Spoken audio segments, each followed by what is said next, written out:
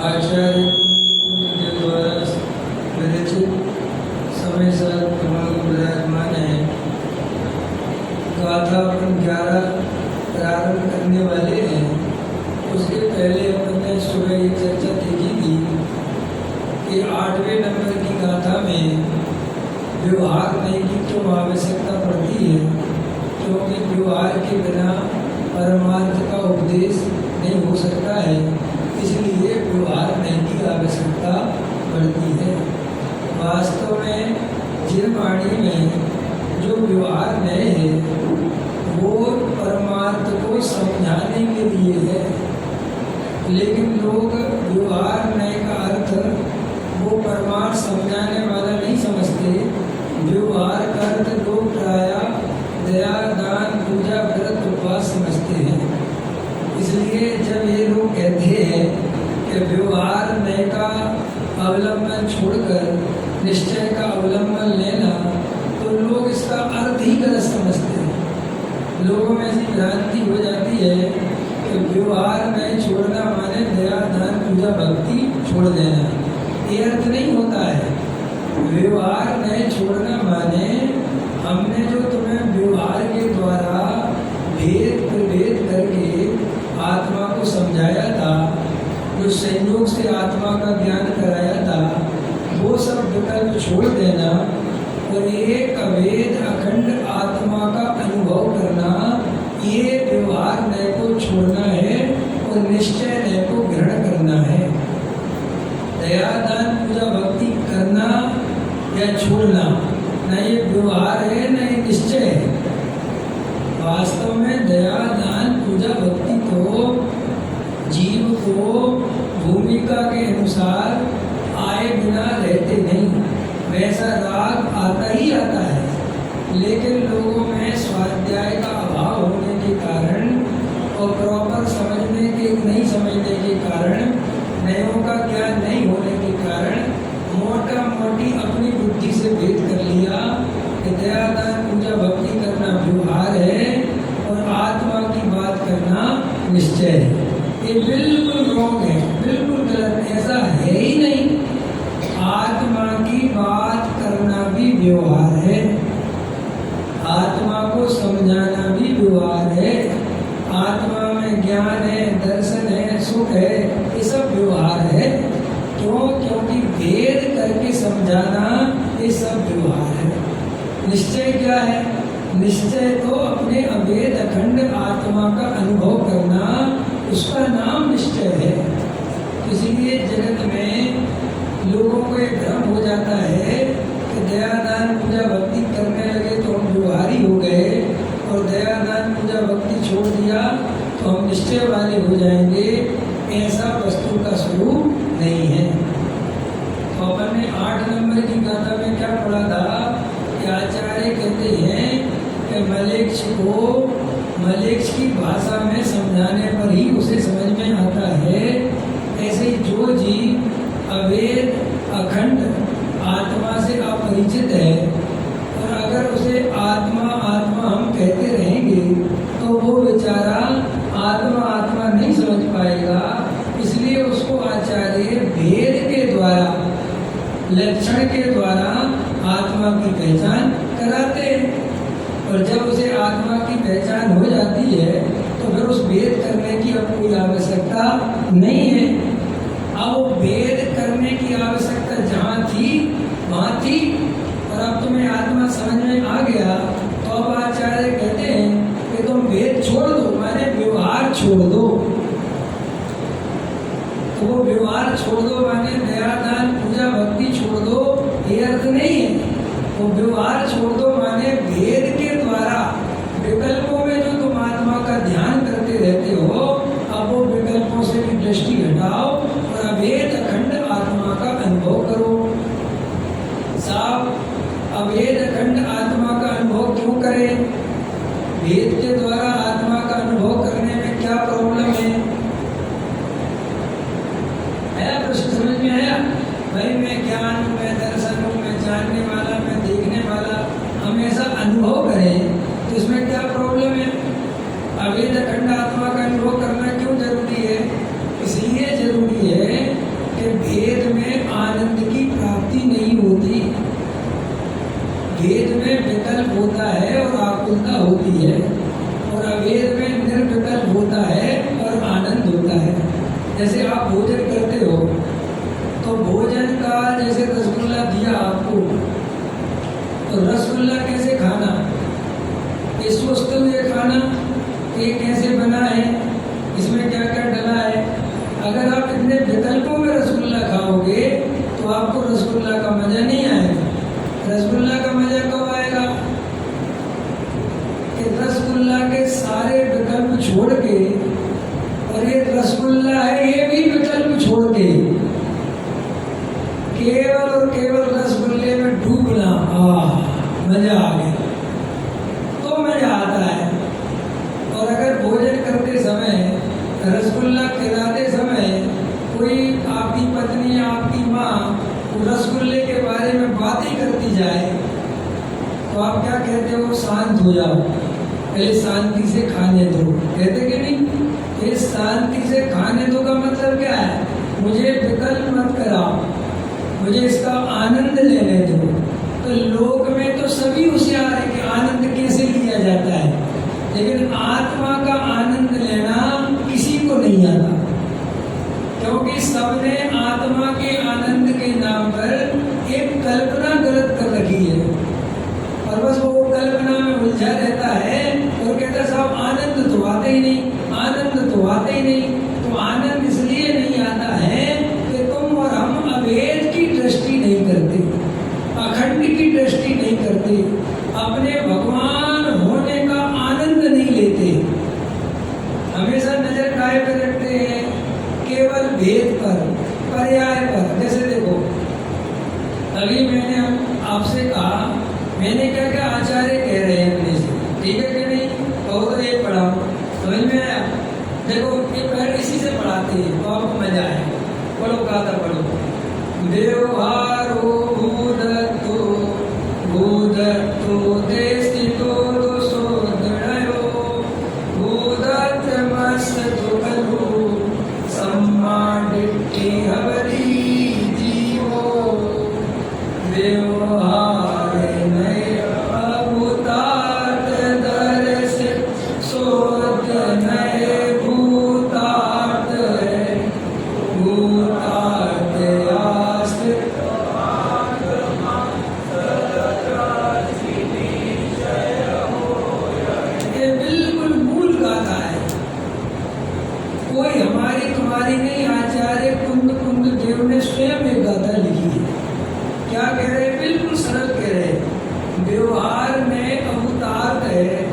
शुद्ध नए भूतार्थ है, ऐसा ऋषिवरों ने कहा है, बताया है। जो जीव भूतार्थ का आश्रय लेता है वह जीव निश्चय से वास्तव में सम्यक दृष्टि होता है। सरल बात कह दी, ठीक है। क्या कहा कि जो जीव व्यवहार में अभूतार्थ है, अभूतार्थ है माने अप्रयोजनभूत है। कि सब अप्रयोजनभूत क्यों है? कि तुम्हें जिस प्रयोजन की सिद्धि करना है उस प्रयोजन की अपेक्षा अप्रयोजनभूत है। समझ में आ रही बात भाई साहब? समझ में आ रही? 8वें नंबर की गाथा में प्रयोजनभूत था। क्यों था प्रयोजनभूत? क्योंकि तुम तब मलेच्छ थे, तब तुम समझते नहीं थे कि आत्मा क्या होता है। तो जब समझते नहीं थे तो ये समझाने के लिए व्यवहार में को लाना पड़ा, और व्यवहार में से आत्मा को समझाया। तो समझाने के लिए और समझने के लिए व्यवहार में कैसा था? भूतार्थ था। अब समझ में आ गया, यहाँ साहब समझ में आ गया। तो अब क्या करना है कि साहब हमें अब उस आत्मा का अनुभव करना है, अब हमें सम्यक दृष्टि होना है। तो उन्होंने कहा कि अब जो व्यवहार में से तुमने वेद के द्वारा, संयोग के द्वारा जो तुम्हें हमने आत्मा समझाया था, अब तुम्हें सच्ची आत्मा की पहचान हो गई। यहाँ साहब हो गई। तो अब सीधा तुम नौकर्म, द्रव्यकर्म और भावकर्म, पहले इन्हीं से समझाया था ना आत्मा। व्यवहार में के भेद है ना, सद्भूत असद्भूत। असद्भूत से समझाया, सद्भूत से समझाया, फिर सद्भूत में भी अनुपचरित सद्भूत व्यवहार है। साहब आत्मा में ज्ञान है, दर्शन है, चारित्र्य, ये बात भी व्यवहार से समझाई। अब उन्होंने कहा कि अगर तुम्हें आत्मा का अनुभव करना है तो अब तुम ये व्यवहार के भेद छोड़ो, शरीर को छोड़ो, राग देश को छोड़ो, और मेरे में ज्ञान है, दर्शन है, चारित्र्य है, ऐसे विकल्प को भी छोड़ो। छोड़ो माने यहाँ छोड़ने का अर्थ हटाओ ऐसा नहीं, उनसे लक्ष्य हटाओ, उनसे दृष्टि हटाओ। और दृष्टि हटाकर जो एक जानने देखने वाला गायक भाव है, जो अब तुम्हें महसूस होने लगा है, अब जिसकी तुम्हें पहचान हो गई है, अब सीधा तुम अपना उपयोग, अपनी दृष्टि, अपना ज्ञान, उस उपयोग को उस आत्मा की तरफ लगा दो। समझ में आया? और बिल्कुल के साथ राग दिखाई दे रहा है, कसाय दिखाई दे रही है, शरीर संयोग दिखाई दे रहे हैं, कोई दिक्कत नहीं। अब तुम्हें ये बात पता चल गई ना कि ये अलग अलग है, तो उनसे डरने की कोई जरूरत नहीं है। तो यहाँ 11वीं गाथा में अब कौन सा प्रयोजन आ गया कि अब हमें आत्मा का अनुभव करना है। क्या करना है? आ गए ना आप सब? अभी किसी को आत्मा समझना है कि अनुभव करना है? बोलो भाई साहब, अनुभव करना है कि समझना है? अनुभव करना है। समझ में तो आ गया ना? आया कि नहीं आया? ये शरीर आत्मा है क्या? बोलो नहीं है। जो अंदर राग देश कसाय के परिणाम होते हैं वो आत्मा है क्या? नहीं है। जो जानता देखता है वो आत्मा है क्या? हाँ। तो जानता देखता है ऐसा आपके अनुभव में आ रहा है कि नहीं? अरे आ रहा है कि नहीं? अब आ रहा है, आनंद नहीं आ रहा। तो हमारी समस्या क्या है? साहब ये आपने जो समझाया बिल्कुल समझ में आ गया। अब हमें आनंद कैसे आएगा? तो अब आचार्य हमें रास्ता बता रहे हैं कि आत्मा आएगा, आनंद जब आएगा जब तुम्हें निर्विकल्प आत्मा का अनुभव होगा। ये गाथा अब वो है। तो देखो आचार्य कहते हैं कि व्यवहार में अभूतार्थ है। अभूतार्थ क्यों है? क्योंकि हमें अब जिस प्रयोजन की सिद्धि करनी है अब वहां पर एक व्यवहार में काम का नहीं है। जहां तक काम का था वहां तक था। दुनिया में हर चीज ऐसी चलती कि नहीं चलती भाई साहब? महावीर जी बोलो भाई साहब, आपका नाम क्या है? देवेंद्र जी, जिनेंद्र जी, इतने सारे बोलोगे तो नहीं आएगा।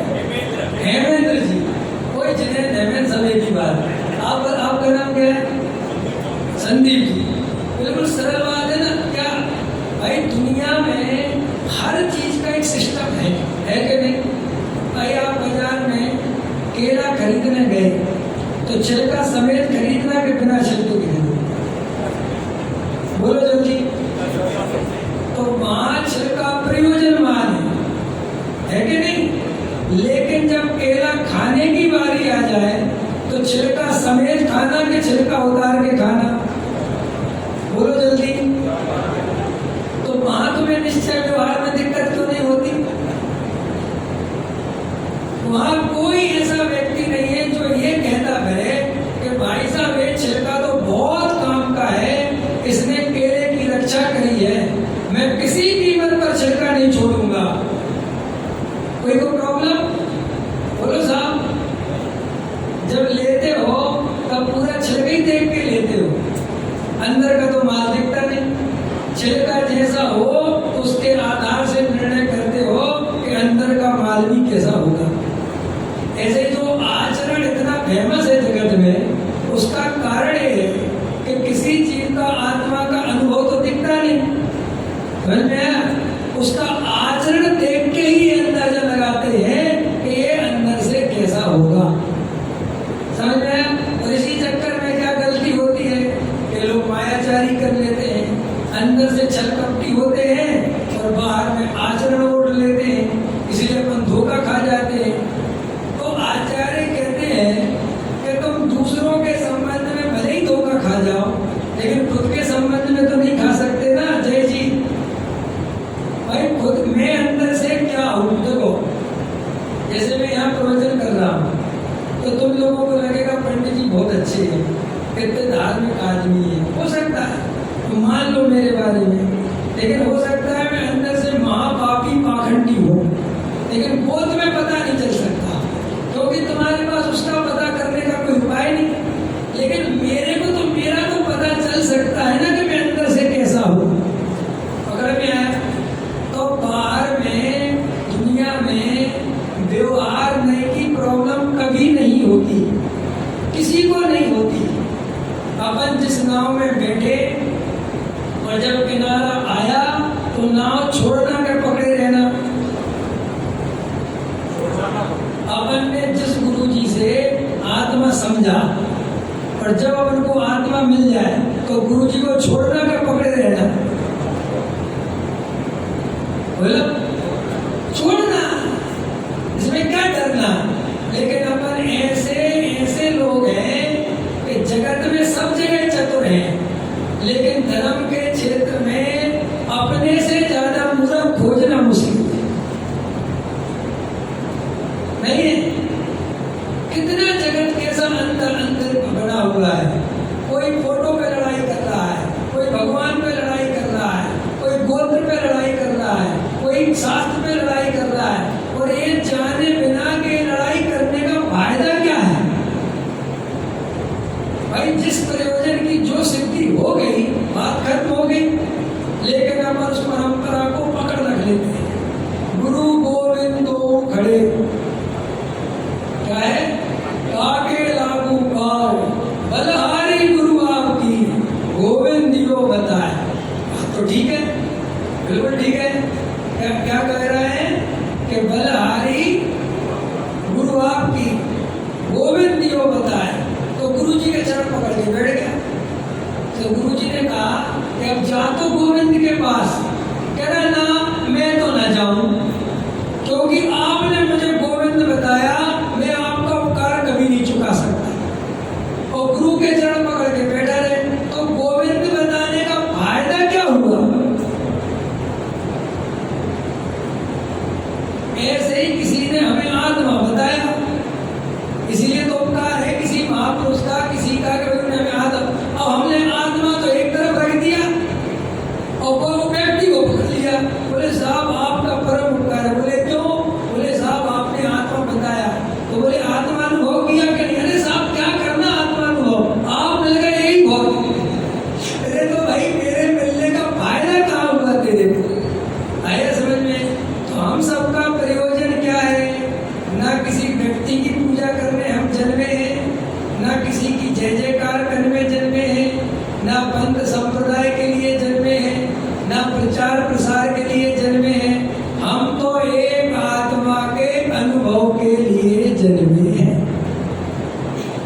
अब आत्मा के अनुभव में जिन देव शास्त्र गुरु का निमित्त है उनके प्रति आता सहज बहुमान है।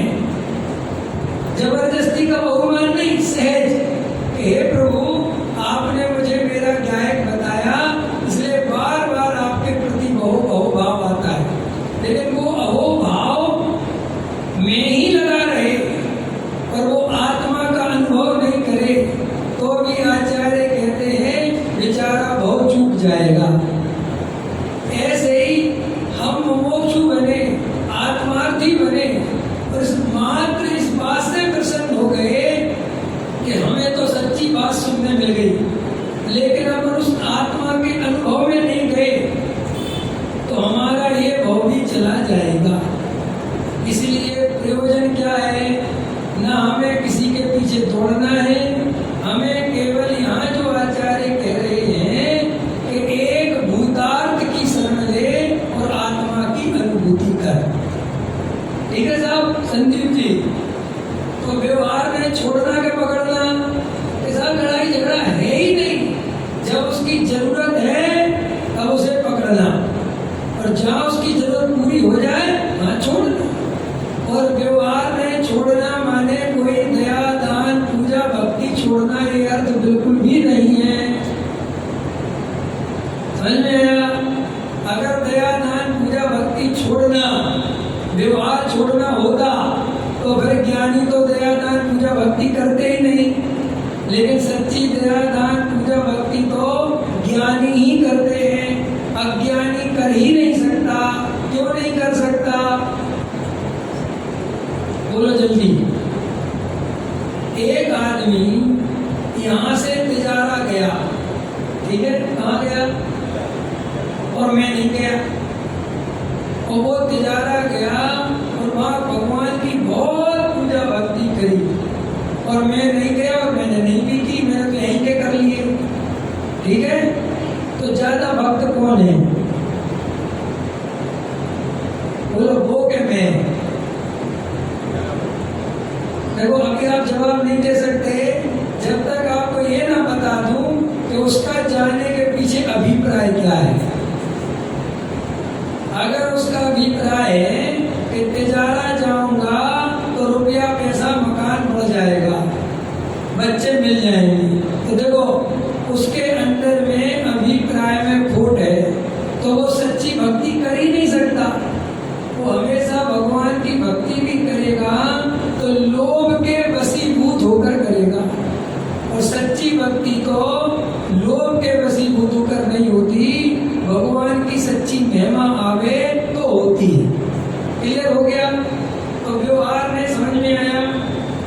समझाना व्यवहार है और समझ के उन विकल्पों को छोड़ देना उसका छोड़ना है, ये आचार्य यहाँ कहते हैं। ठीक, इतनी बात हो गई। अब चलो आगे देखो क्या कहते हैं। व्यवहार में अभूतार्थ है, शुद्ध नए भूतार्थ है। अरे शुद्ध नए माने शुद्ध निश्चय नए, वो भूतार्थ परम शुद्ध निश्चय है। सब वो भूतार्थ क्यों है कि तुम्हें जिस आत्मा का अनुभव करना है, जिस त्रिकाली ध्रुव का अनुभव करना है, वो बताने वाला कौन सा नए है? वो शुद्ध निश्चय नए है। तो उसके द्वारा जिस आत्मा को बताया है वो अनुभव करने लायक है, इसलिए वो कैसा है? वो भूतार्थ है, प्रयोजन भूत है। जो जीव भूतार्थ का आश्रय लेता है वह जीव निश्चय से वास्तव में सम्मा टिट्ठी अवधि जीवो सम्यक दृष्टि होता है। समझ में आया? तो देखो एक गाथा पढ़ोगे तो अपने आप समझ में आया कि आचार्य किसको कह रहे हैं बात? सम्यक दृष्टि को कह रहे हैं कि मिथ्या दृष्टि? बोलो साहब, हेमेंद्र जी किसको कह रहे हैं भाई? अगर सम्यक दृष्टि को ही समय सार पढ़ना चाहिए तो फिर ये बात निकल के आएंगी, फिर ये क्यों लिख रहे हैं कि सम्यक दृष्टि हो, फिर तो वे आगे की बात करते। लेकिन वो तो कह रहे हैं कि तुम ऐसा भूतार्थ की दृष्टि करो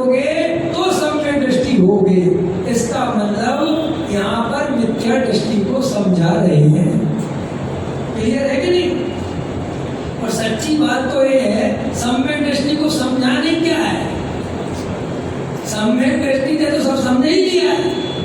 अब तो उसे अपने आत्मा में लीन होना है, सो वो किसी से पूछने नहीं जाना है, वो तो उसे पता है कि आत्मा में लीन कैसे हुआ जाता है। अब देखो क्या कहते हैं, टीका देखो अमृत चंद्राचार्य जी, व्यवहार में सब ही अभूतार्थ है। क्यों है? इसलिए वह अविद्यमान असत्य अभूत अर्थ को प्रकट करता है। शुद्ध ने एक ही भूतार्थ होने से विद्यमान सत्य भूत अर्थ को प्रकट करता है। यह बात दृष्टांत से बतलाती है। जैसे प्रबल कीचड़ के मिलने से जिसका सहज एक निर्मल स्वभाव तिरोभूत हो गया है, जैसे जल का अनुभव करने वाले पुरुष जल और कीचड़ का विवेक ना करने वाले, समझ में आया? वेद को ना समझने वाले बहुत से उस जल को मलिनी अनुभवते हैं, किंतु कितने ही अपने हाथ से डाले हुए कटक फल के पड़ने मात्र से उत्पन्न जल कादव की विवेकता से अपने पुरुषार्थ द्वारा आविर्भूत किए गए सहज एक निर्मल भाव बने से उस जल को निर्मल ही अनुभव करते हैं। ये उदाहरण समझ लो पहले, ताकि सिद्धांत समझ में आ जाए। आचार्य कहते हैं कि जैसे जल है और जल में मिट्टी मिल गई, घुल गई, तो जल कैसा हो गया? जल्दी बोलो। अशुद्ध हो गया ना, गंदा हो गया ना। आचार्य कहते हैं क्या वास्तव में वो मिट्टी जल में मिल गई होने पर भी क्या वो जल में प्रवेश कर गई? क्या बोलो साहब? ये अगर उदाहरण समझ में आ गया तो आप सबको यहीं बैठे बैठे सम्यक दर्शन हो जाए, एक गारंटी। पर डरना मत, शंका मत करना, क्योंकि उदाहरण सबको समझ में आता है। क्योंकि उदाहरण होता है परिचित, और सिद्धांत किसी को समझ में नहीं आता, क्योंकि सिद्धांत होता है अपरिचित। होता है कि नहीं? जैसे सम्यक दृष्टि श्रद्धा तो रखता है ऐसी कि मैं बना बनाया भगवान हूँ, मेरे राग आदि भाव मेरे में नहीं है, और पर द्रव्य में सुख नहीं है, और प्रवृत्ति होती है उसके विपरीत। तो जब ये उदाहरण देके समझाते हैं कि जैसे आपकी दुकान पर कोई मुनि काम करता है तो क्या कहता है कि दुकान मेरी है, सब कुछ व्यवहार करता है मेरा तेरा, लेकिन अंदर में श्रद्धा क्या रखता है? ये मेरा। तो ये तुम्हें उदाहरण हमेशा समझ में आ जाएगा। लेकिन जब हम ये कहेंगे कि ये भरत जी सम्यक दृष्टि है, तो आपके मन में एक प्रश्न आता है कि ये कैसी सम्यक दृष्टि है? कि घर गृहस्थी में क्यों रहते हैं? तो अपने अंदर में अपन क्या करते हैं? आगम के भार से और युक्ति की मार से स्वीकार तो करते हैं कि भरत जी सम्यक दृष्टि थे, लेकिन अंदर में सम्यक दृष्टि ऐसा हो सकता है कि अपने अंदर में स्वीकार नहीं होता। फिर अपन इसका रास्ता क्या खोजते बचने का? कि वे तो सब महापुरुष थे, और अपन कौन से पुरुष है? डॉक्टर साहब रमेश जी बोले अपन कौन से पुरुष है? अपन महापुरुष है कि नहीं? पुरुष है? अरे अपन महापुरुष है कि नहीं? अगर भरत जी महापुरुष थे और उनके लिए अलग फैसिलिटी थी, और हम महापुरुष नहीं हैं इसलिए हमारे लिए अलग फैसिलिटी है, अगर हमारे अंदर एक मान्यता है तो हम कभी सम्यक दृष्टि नहीं हो सकते। अगर आप ये मानते हो कि भरत जी राग करें तो चलेगा और हम राग करें तो नहीं चलेगा, ऐसा वस्तु का स्वरूप नहीं है।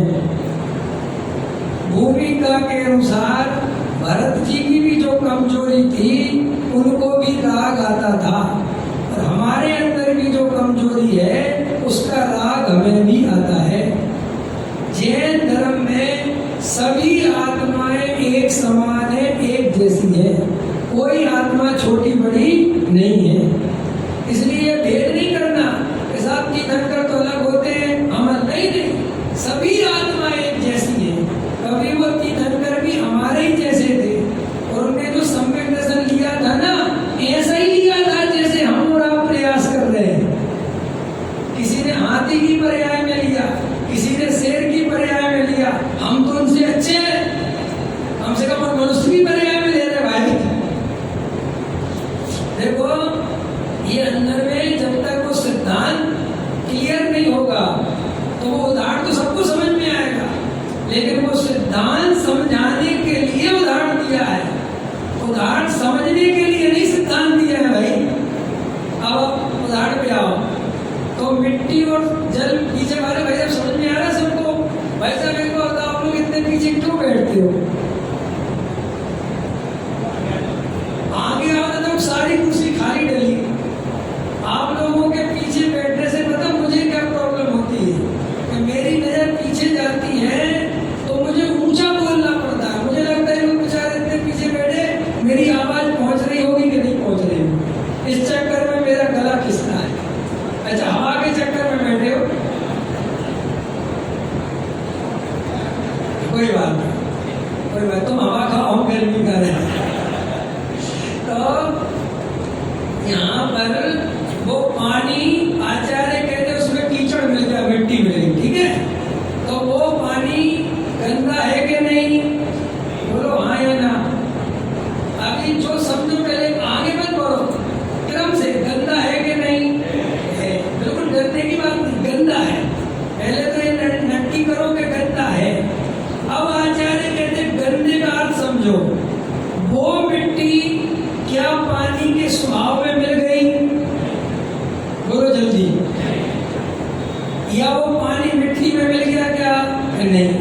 तो आचार्य कहते हैं ये दोनों आपस में मिले हुए होने पर भी इनके स्वभाव भिन्न भिन्न हैं, और तुम थोड़ी देर के लिए अगर पानी को शांत छोड़ दो तो अपने आप मिट्टी नीचे चली जाएगी और पानी ऊपर बिल्कुल शुद्ध बना रहेगा, बराबर।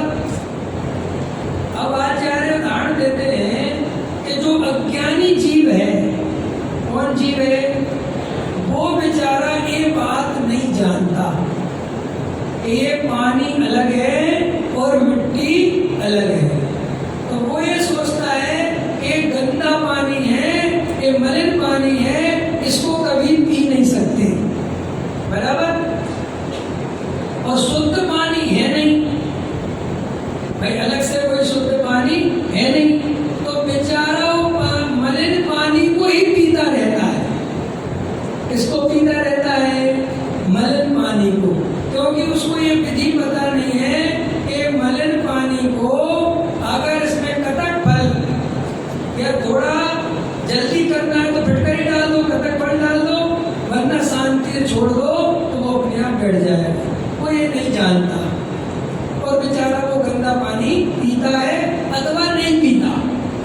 क्या सोचता है कि जब शुद्ध पानी कभी मिलेगा तब पीऊंगा। ये तो उदाहरण हो गया। अब आचार्य बिल्कुल यही उदाहरण घटित करते हैं आत्मा पर। उदाहरण सबको समझ में आ गया? सबको समझ में आ गया कि नहीं? पीछे हाथ उठाओ, सबको समझ में आ गया? अब ये उदाहरण भूलना मत। अब आचार्य देखो आगे क्या कहते हैं।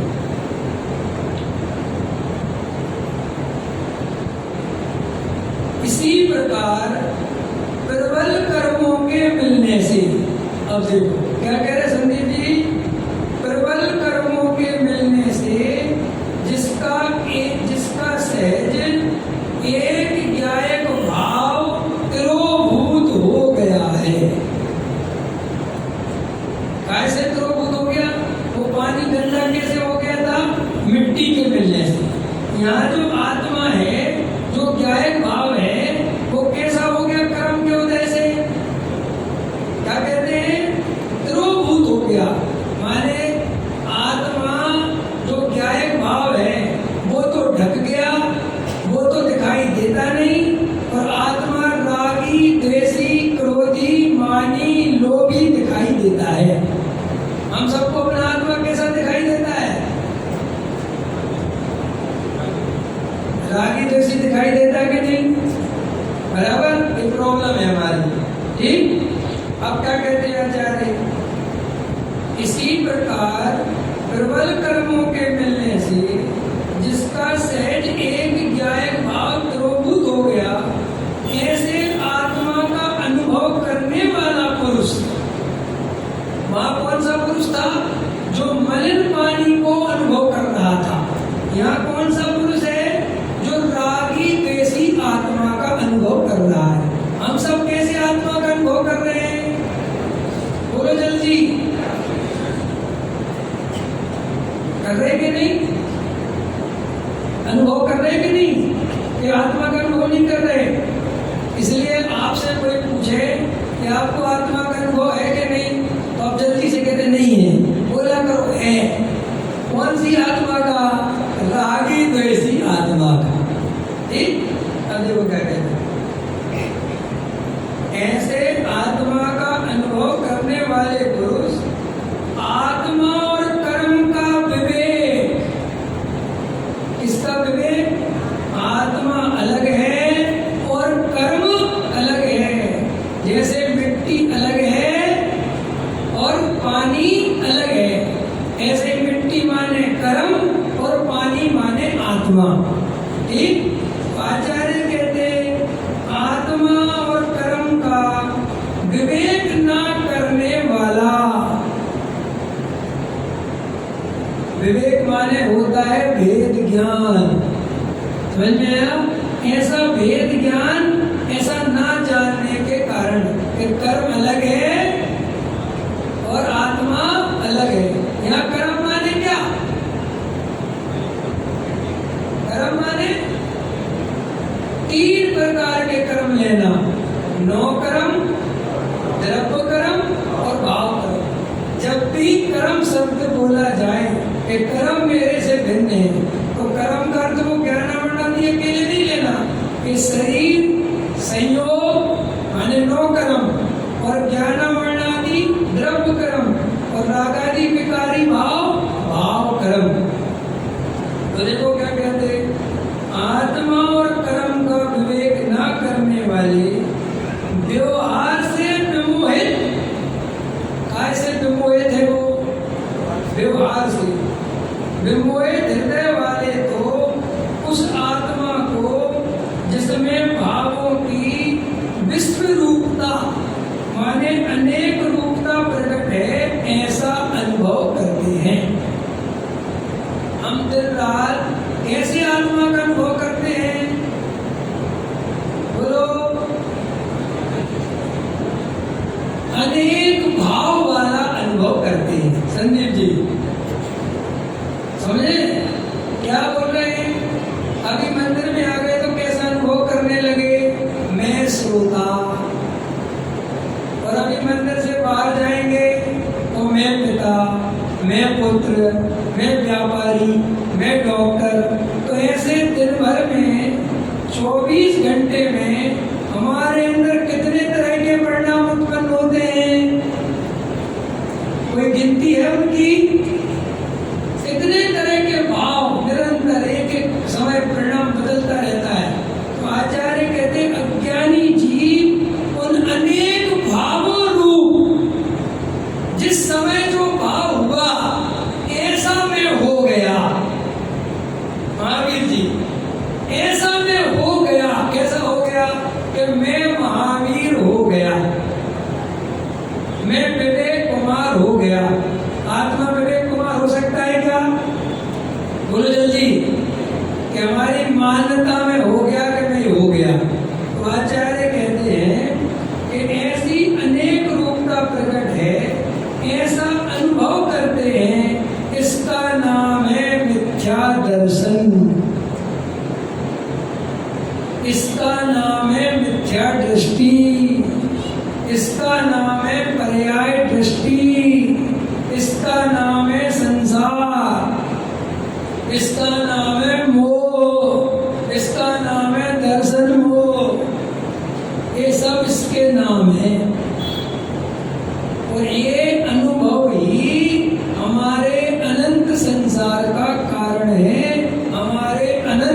का कारण है। मगर में आई बात समझ में आई? इस पर अपन को फोकस करना है, इस पर ध्यान देना है। क्या कह रहे आचार्य? फिर से देखो, ऐसे आत्मा का अनुभव करने वाले पुरुष आत्मा और कर्म का विवेक ना करने वाले व्यवहार से विमोहित। अबे व्यवहार से विमोहित क्या है? ये व्यवहार से विमोहित क्या है, समझाओ कोई। बोलो साहब। व्यवहार से विमोहित माने संदीप जी कि ये तो तेरी मान्यता तो यही है, तेरा अनुभव यही है और व्यवहार भी यही कहता है। क्या कहता है व्यवहार? कि तू संसारी है, तू रागी है, तू द्वेषी है, तू ग्रस्त है, तू श्रावक है, तू पिता है, तू पुत्र है। तो व्यवहार में सपोर्ट करता है इसको, हमारी इस मिथ्या मान्यता को। आप समझे? अब बात क्या है कि जो हमारा अनुभव है और कोई व्यवहार कहता है, इसलिए जगत को ये व्यवहार प्रिय है। आया समझ में कि नहीं? पकड़ में आया कि नहीं? उदाहरण दूं कुछ इसको। हमारे लिए प्रिय कौन होता है? जो हमारे मन की बात कहे। समझ में आया? और हमारे लिए अप्रिय कौन होता है? जो हमारे प्रतिकूल बात कहे। तो हमारा अनादि काल से जो अनुभव है वो ये है कि हम संसारी हैं, हम पापी हैं, हम रागी द्वेषी हैं। ये हमारा अनुभव है। अब निश्चय नहीं कहता है कि तुम भगवान हो, इससे झगड़ा पैदा होता है। क्योंकि वो बेचारा कहता है कि ये तो धुएं में लट्ठ चलाते, ये तो झूठ बोलते हैं। साफ साफ हम संसारी हैं, हम राग द्वेष कर रहे हैं और ये कहते हैं कि आत्मा ने कभी राग द्वेष किया ही नहीं। तो झूठ लगती है कि नहीं लगती? ये बात ये अंदर से स्वीकार नहीं होती। और आचार्य कहते हैं ये स्वीकार जब तक नहीं होगी तब तक आत्मा का अनुभव नहीं होगा। ये हमारी समस्या है। बोलो, हमें क्या पसंद है? हम आपको पापी कहें ये पसंद है कि हम आपको भगवान कहें ये पसंद है? बोलो, क्या पसंद है? अगर हम आपको कहें कि आप भगवान हैं तो हम पता क्या करते हैं भगवान का? बिल्कुल सही बात पंडित जी, निश्चय नय से। ऐसे भगवान है और सत्य क्या है? व्यवहार में। देखो, बातें करता है निश्चय की और श्रद्धा रखता है व्यवहार की। इसका नाम है पकड़ में आई? क्या कहा मैंने? बातें करता है निश्चय की, श्रद्धा रखता है व्यवहार की और अपने को कहता है मोक्ष। क्या कहा मैंने? समझ में आ रही मेरी बात?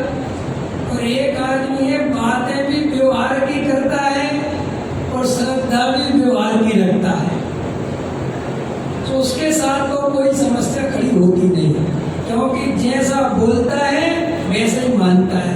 हम सबके साथ समस्या क्या होती है कि बातें तो अपन सब निश्चय की करते हैं, लेकिन अकेले में प्रश्न क्या करते हैं कि पंडित जी बात तो अपनी सही है, लेकिन जब परिणाम बिगड़ते हैं इनका क्या करें?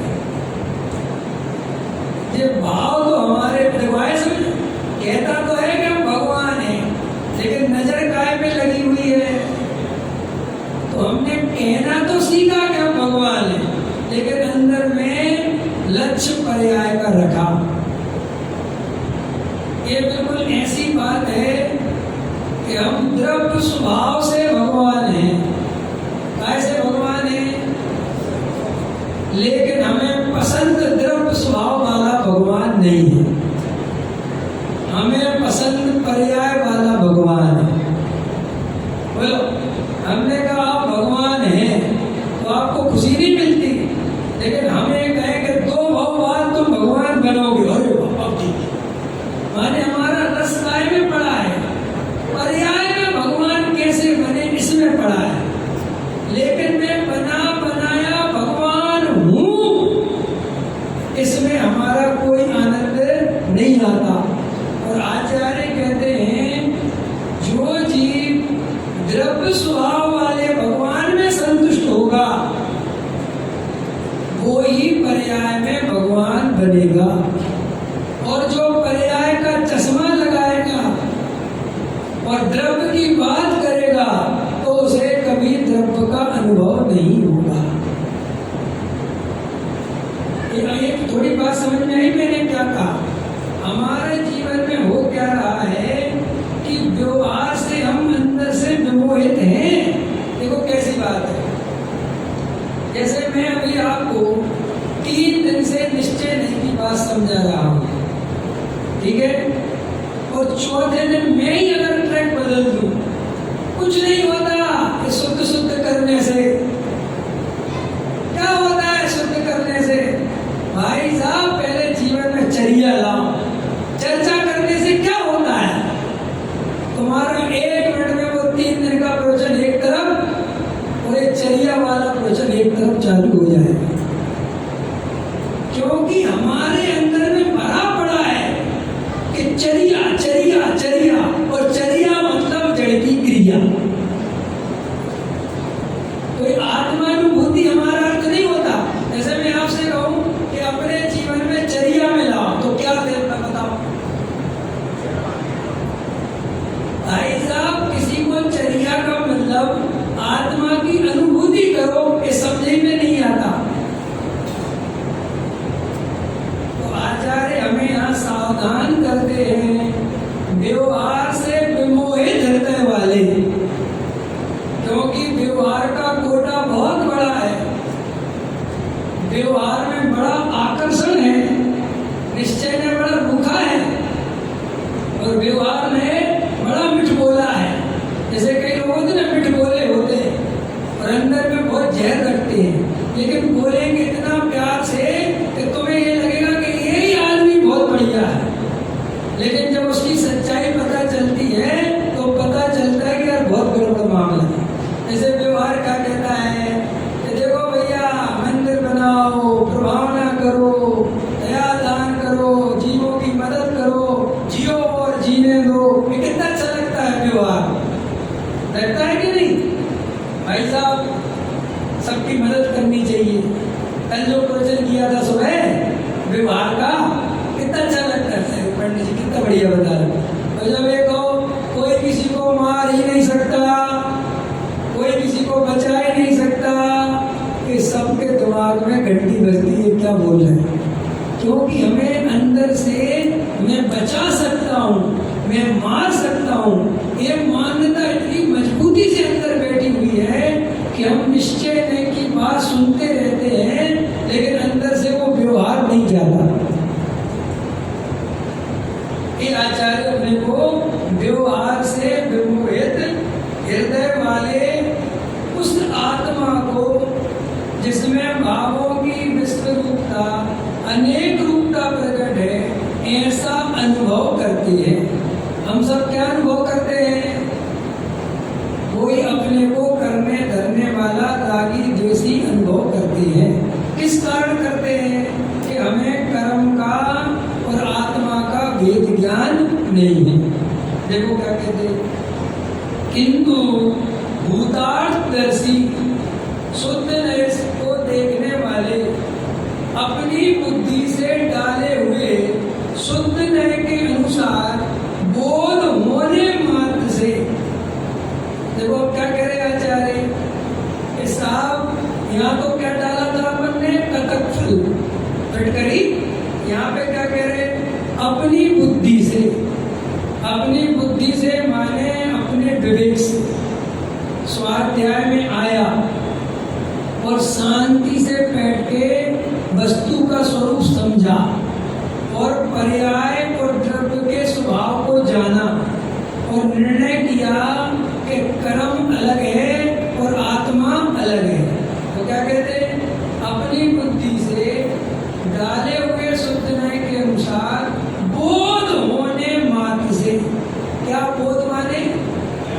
ज्ञान।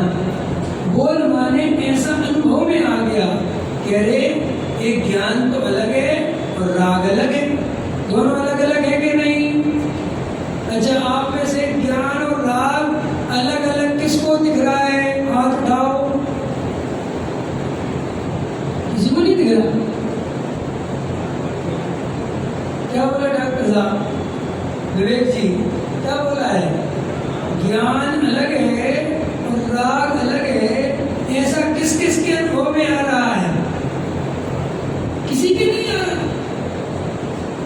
तुम्हें कहा था क्या को समझाना भाई? अनुभव में नहीं आ रहा, राग अलग है ज्ञान अलग है। देखो अभी करा देते 2 मिनट में।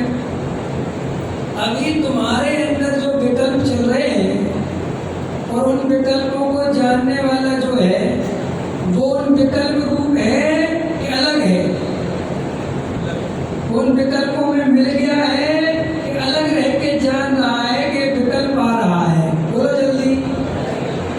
राग को जानने वाला राग है कि ज्ञान है? तो ज्ञान अगर राग होता तो उसको जानता कैसे अलग से? राग में पुद्गलपना है कि नहीं? देखो क्रोध का परिणाम आ रहा तो बहुत गुस्सा आ रहा है, ये अच्छा नहीं है।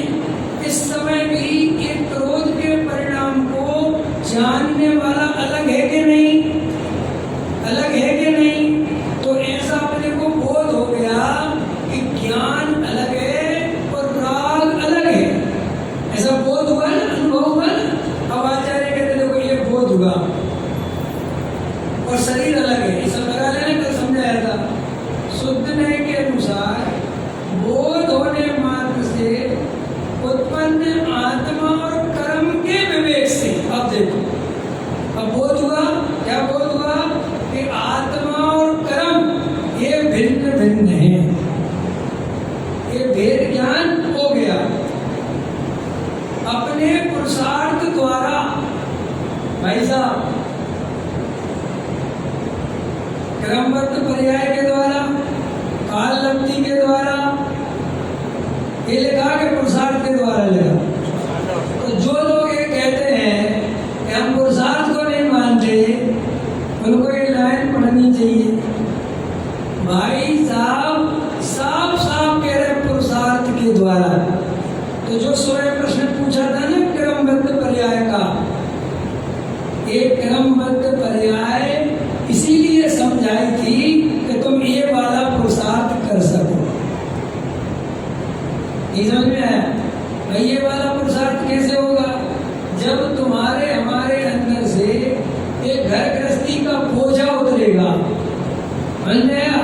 ये दुकान का बोझा उतरेगा, ये तुम्हें निर्णय हो जाएगा कि ये पैसा कमाने से नहीं आता, ये तो अपनी योग्यता के अनुसार और पुण्य पाप के निमित्त के अनुसार आता है। तो इससे क्या फायदा होगा कि तुम जो दुकान में बैठते थे और स्वाध्याय में नहीं आते थे, तो स्वाध्याय में आए तो वो कैसे आए कि जब नक्की हो जाए कि मैं इसका करता धरता। तो आचार्य भगवंतों ने वो क्रमबद्ध पर्याय इसलिए नहीं समझाई कि तुम जाके घर में सो जाओ तो सब यही नक्की है सोना, तो हम क्या करें? समझ में आया?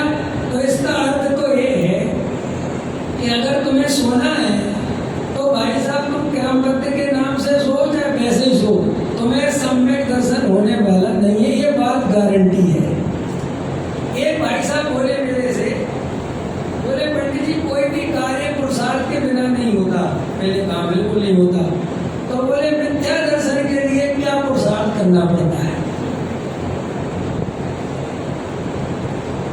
हमने कहा कुछ नहीं करना पड़ता, वो अपने आप होता है। भाई 4 गति में घूमने के लिए कोई पुरुषार्थ करना पड़ता है क्या? क्रमबद्ध पर्याय समझनी पड़ती है क्या? नहीं समझ में आया? आज दोपहर में एक चर्चा आई, बहुत अच्छी आई चर्चा। साहब हमारे जो परिणाम आने होंगे वे आएंगे, वो तो निश्चित है, और जैन के अजैन के सबके निश्चित है, सब क्रमबद्ध में निश्चित है। तो अपन को क्या कर सकते? कुछ ही नहीं कर सकते, समझ में? तो क्या लेना देना? तो हमने कहा बिल्कुल सही बात है, कोई लेना देना नहीं। तो मैं क्रमबद्ध पर्याय सुनकर अगर ऐसा भाव आ रहा है तो इसका मतलब तुम्हें क्रमबद्ध पर्याय समझ ही में नहीं आए। क्यों? क्रमबद्ध पर्याय इसके लिए नहीं समझा रहे कि तुम कुछ मत करो, इसके लिए समझा रहे कि ये करने धरने के भाव छोड़कर आत्मा का अनुभव करो। और कोई ऐसा तो मानेगा नहीं, भाई ऐसे मान जाओगे कि संदेश जी कि तुम कुछ, इसके लिए समझाने के लिए सर्वज्ञ देव कि भाई सर्वज्ञ भगवान सर्व द्रव्य गुण पर्यायोषु केवलम, सर्व द्रव्य गुण पर्यायोषु केवलम, वे सभी तीन लोक के पदार्थों को भूतकाल वर्तमान भविष्य में जानते हैं कि नहीं?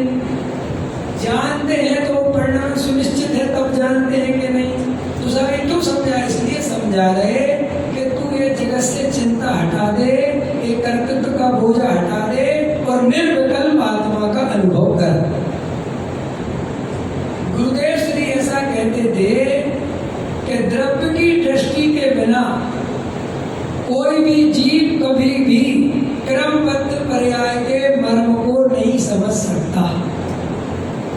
और अज्ञानी जीवों ने क्या किया कि क्रमबद्ध पर्याय के प्रयोजन को तो समझा नहीं और ये सोच लिया कि साहब जब सब कुछ निश्चित है तो पुरुषार्थ क्या है। भाई साहब स्वीकार तो करो कि सब कुछ निश्चित है,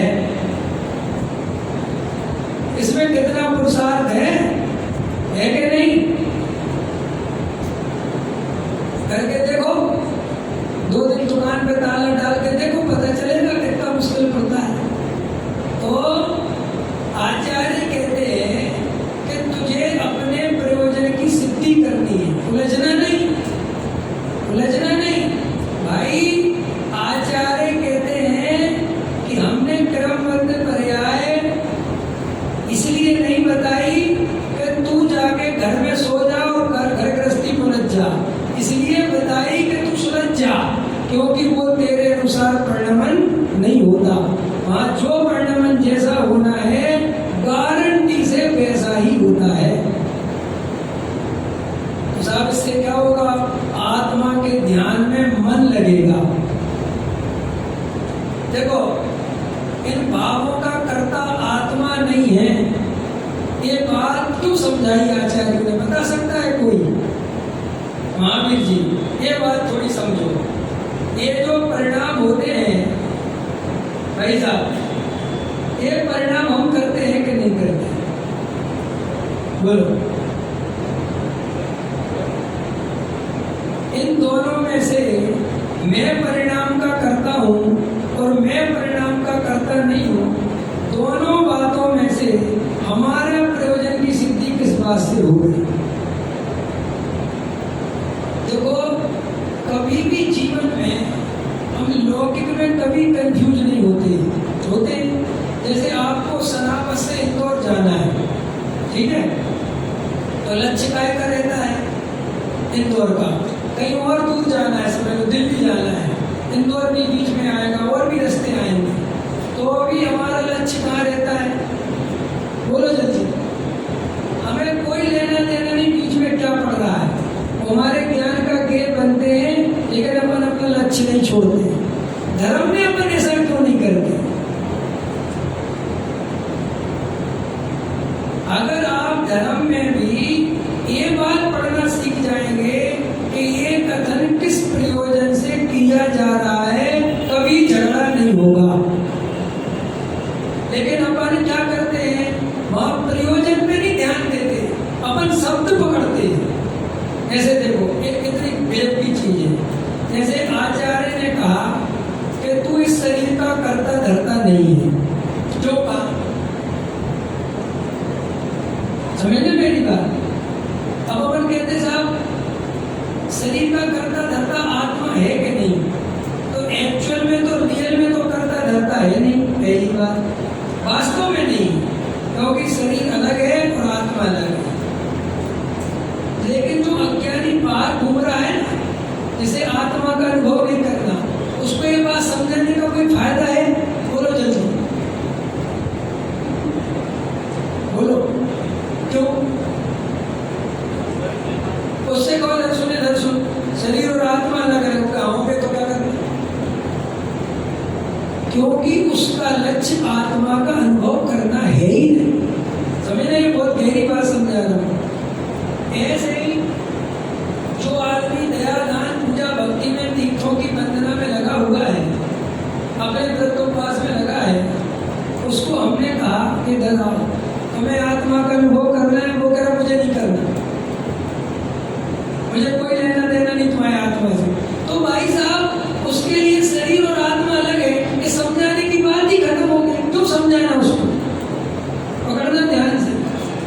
ऐसे ही जिनको भी संसार में घूमना है उन्हें क्रमबद्ध पर्याय समझ के करेंगे क्या, क्योंकि ये क्रमबद्ध पर्याय तो उसके लिए समझाना है जिसको संसार से छूटना हो। यदि साहब मुझे तो संसार में घूमना है, तो भाई साहब तू तो वैसे ही घूम रहा है, चाहे क्रमबद्ध समझ और चाहे ना समझ। पकड़ में आ रहा कि नहीं, समझ में, तर्क समझ में आया, लॉजिक समझ में आया। भाई एक आदमी डॉक्टर के पास जाए, अब आप लोग डॉक्टर हो तो बताता हूँ, वहां पे 1000 रुपये जमा करें और डॉक्टर के पास अंदर है, डॉक्टर साहब बोलते बोलो क्या बीमारी, कुछ नहीं मैं तो भला चंगा हूँ जी, मैं तो बस आपके पास ऐसे ही आ गया। तो पागल पागल भगा उसको मुझे। ऐसे ही यहाँ पर जो आप इस बाउंड्री के अंदर आए हो ना, तो अगर आत्मा का अनुभव करना हो, संसार से पार होना हो, सिद्ध बनना हो, तो ये सुनना। और अगर अरे साहब तो टाइम पास के लिए आए तो फिर काय को नचना, तुम मजे लो। तुमको कहना पंडित जी बढ़िया आदमी है, जोक सुनाते मजा आ जाता, कोई दम नहीं।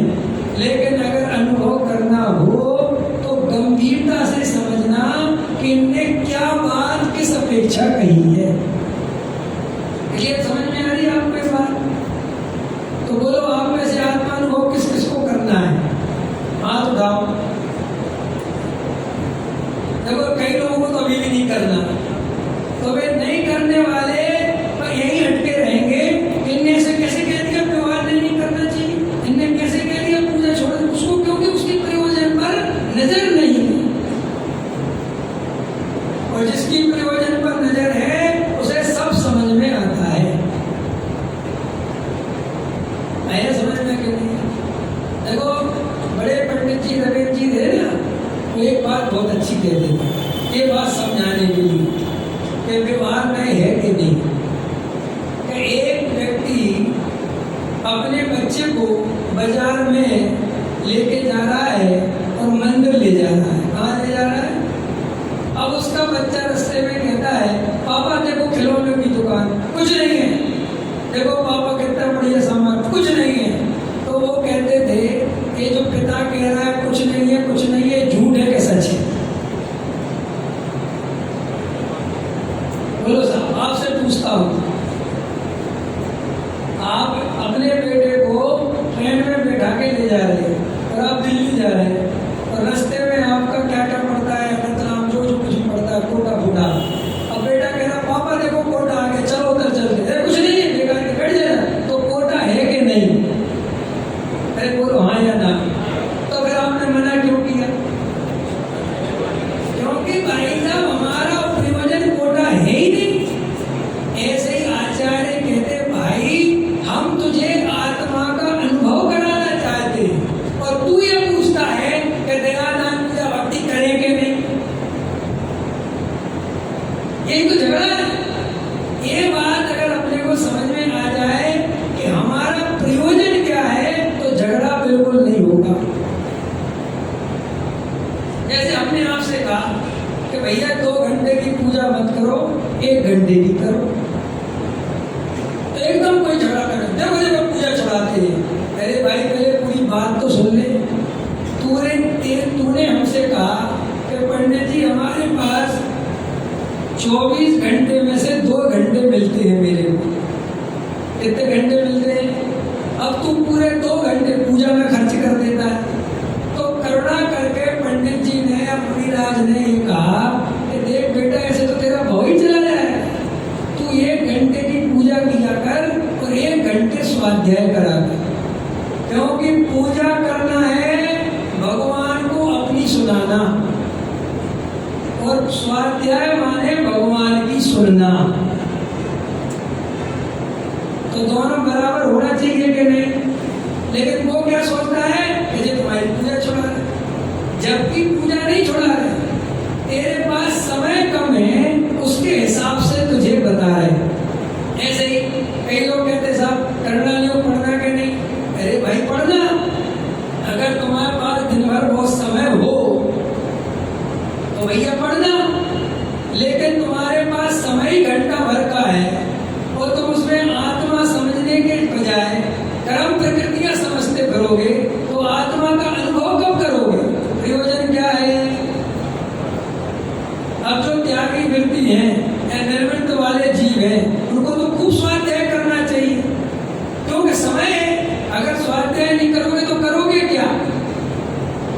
लेकिन जिसकी जेब में 100 रुपए है तो पहले भोजन की व्यवस्था बनानी चाहिए कि पहले बढ़िया से बढ़िया सिनेमा की टिकट खरीदनी चाहिए। तो आचार्य अपने को यही कहते हैं कि भाई कोई किसी का विरोधी नहीं है, हम तुम्हें सिर्फ ये समझाना चाहिए। जैसे कोई हमसे पूछे कि पंडित जी मुझे मोक्ष में नहीं जाना, हमें तो स्वर्ग में कैसे जाना वो बताओ, तो बिल्कुल प्रवचन बदल जाएगा कि नहीं?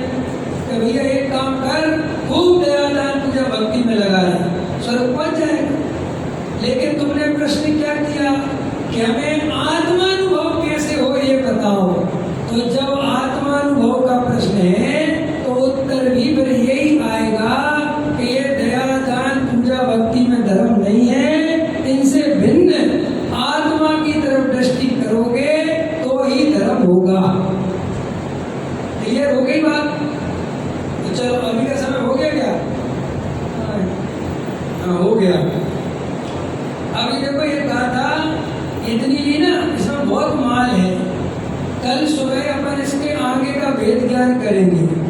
अभी वेद ज्ञान हुआ, क्रमबद्ध पर्याय समझ में आई, समझ में आया।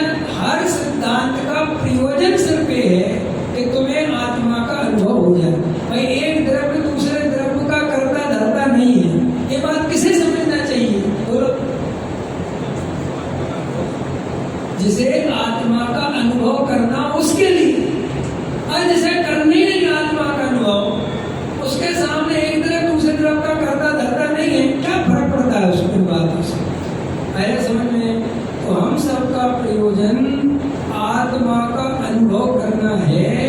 इसीलिए आचार्य अपने को समझा रहे हैं कि अगर तुम अपने को शरीर वाला मानोगे, संयोग वाला मानोगे, परिणाम वाला मानोगे तो तुम्हें अनुभव नहीं होगा।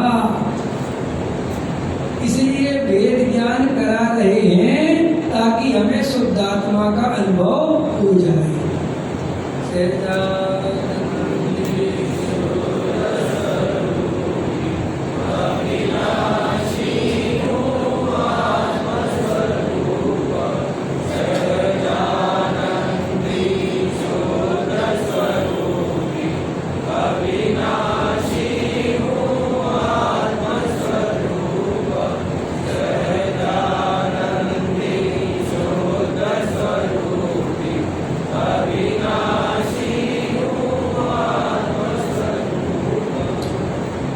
समय सार जी के माध्यम से आदरणीय डॉक्टर पंडित विवेक जी शास्त्री दिल्ली वालों के माध्यम से बहुत ही सुंदर चर्चा हम और आप श्रवण कर रहे हैं।